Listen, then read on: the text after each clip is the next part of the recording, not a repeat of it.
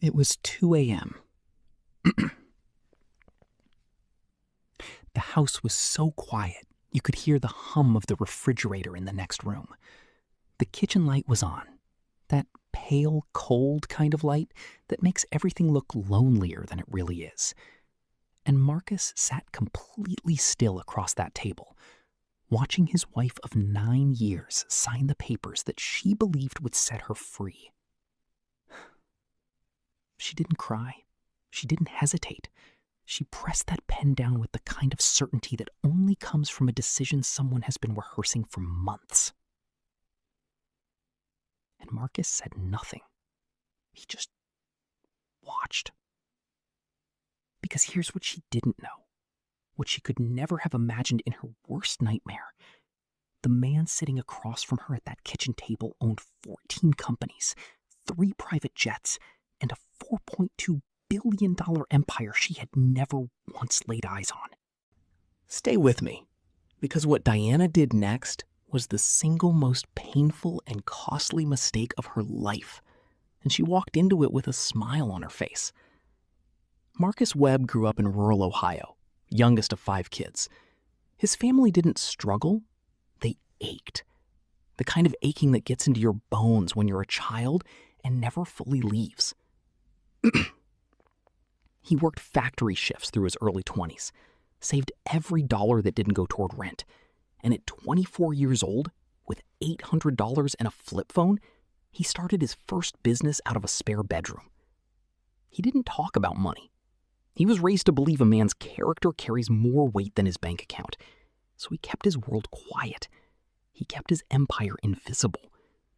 When he met Diana, he was already worth more than either of them could have counted in an afternoon. But he drove a 5-year-old truck. They lived in a comfortable but modest house. And Diana knew only that Marcus did well in business consulting. She never asked deeper questions. And Marcus never offered deeper answers. That silence, it turns out, would cost her everything. For 7 months, Diana had been seeing a man named Ryan, a coworker, someone who laughed at her jokes and told her she deserved more than she had. She believed him. Marcus found out, not from a text message, not from a rumor, but from his own private security team, who flagged an anomaly at his primary residence. The kind of detail that cuts through your chest like a blade and just stays there. He came home that evening and made dinner, set the table, sat across from the woman who was quietly destroying their marriage, and asked her how her day was. She said it was fine. He nodded and smiled.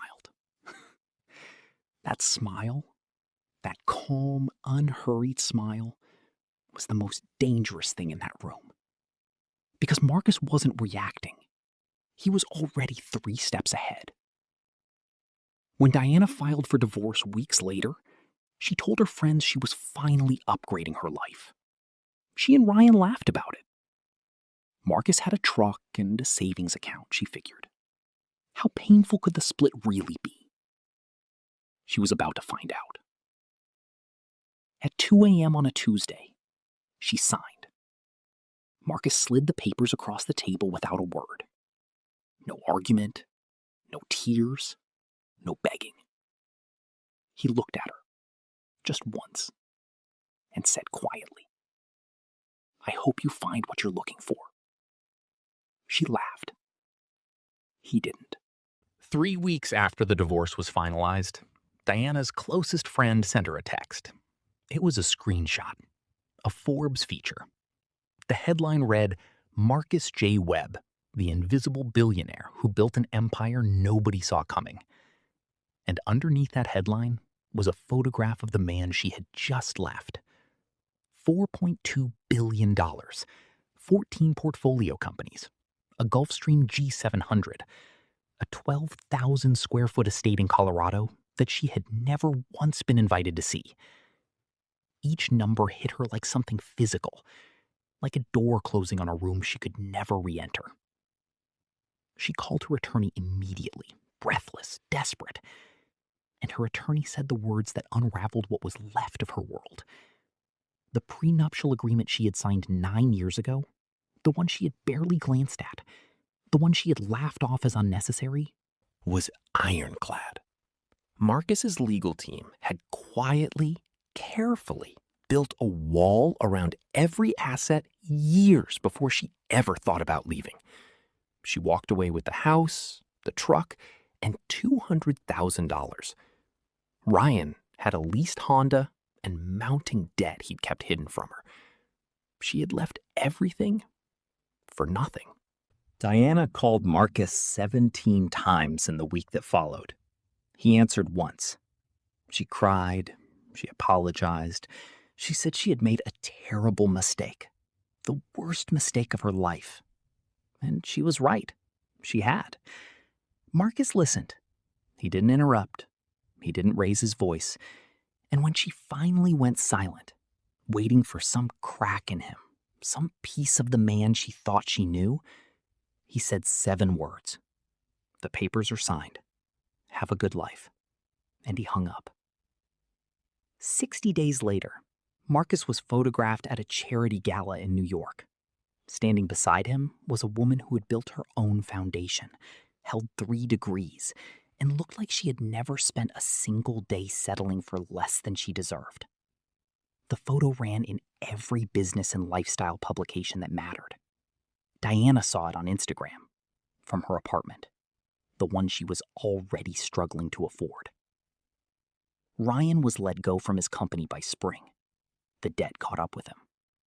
They broke up quietly, without ceremony, the way things end when they were never real to begin with. And Marcus? Marcus never posted, never made a statement, never looked back. His silence was the revenge. His peace was the punishment. The fact that she no longer existed in his world, that was the thing that truly broke her. Some people measure a man by what they can see. The truck he drives, the house he lives in, the title on his business card. Marcus was proof that the most powerful person in any room is always the one who has nothing to prove. He didn't need revenge. He didn't go looking for justice. He just stayed quiet and let life handle it. And it did. If you're watching this right now, I want to know, what would you have said to Diana when she called? Drop it in the comments below. I read every single one, and some of you are going to have answers that stop me cold. And if you believe that staying silent is sometimes the most powerful thing a person can do, hit subscribe. We post stories like this every single week. Next week, we're talking about a CEO who was fired by his own wife and then bought the entire company back 6 months later. That one, you are not going to see the ending coming. I'll see you there.